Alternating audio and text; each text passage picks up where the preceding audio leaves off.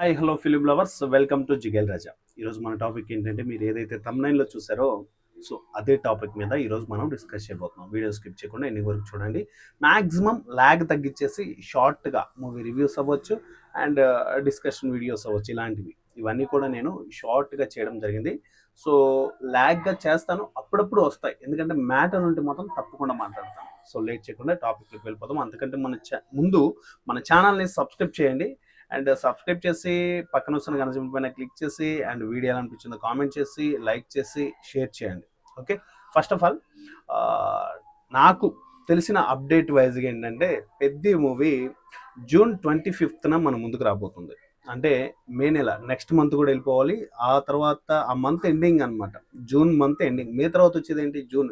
ఆ మంత్ ఎండింగ్లో మనకి పెద్ద మూవీ మన ముందుకు అయితే రాబోతుంది. సో ఫస్ట్ ఆఫ్ ఆల్ అఫీషియల్గా అయితే టీం దగ్గర నుంచి ఇంకా అప్డేట్ రాలేదు.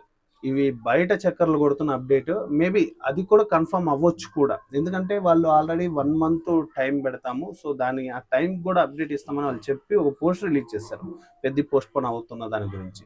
సో ఏదేమైనా కూడా పెద్ద జూన్ 25న మన ముందుకు రాబోతుంది. అండ్ ఆశ్చర్యకరమైన విషయం ఏంటి, అట్ ఎ టైం ఫ్యాన్స్కి పూనకాలు తెప్పించే విషయం ఏంటి అంటే 24 నుంచే ప్రీమియర్ స్టార్ట్ అయిపోతున్నాయి.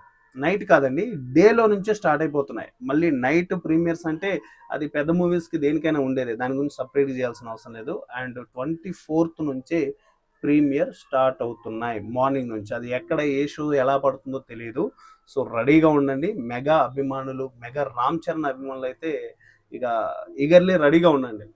24th అంటే నెక్స్ట్ మంత్, మళ్ళీ మర్చిపోతారులేండి, మధ్యలో ఒక వీడియో అందిస్తాను మీకోసం. సో 24th మాత్రం మనకి ప్రీమియర్స్ పడే అవకాశాలు ఉన్నాయని అయితే సో అప్డేట్ అయితే మన ముందుకు రావడం జరిగింది. సో ఇది గైస్ ఆ పెద్ద మూవీకి సంబంధించిన అప్డేట్. అండ్ పెద్ద మూవీ కోసం ఎంతమంది వెయిట్ చేస్తున్నారో కింద కామెంట్ చేయండి.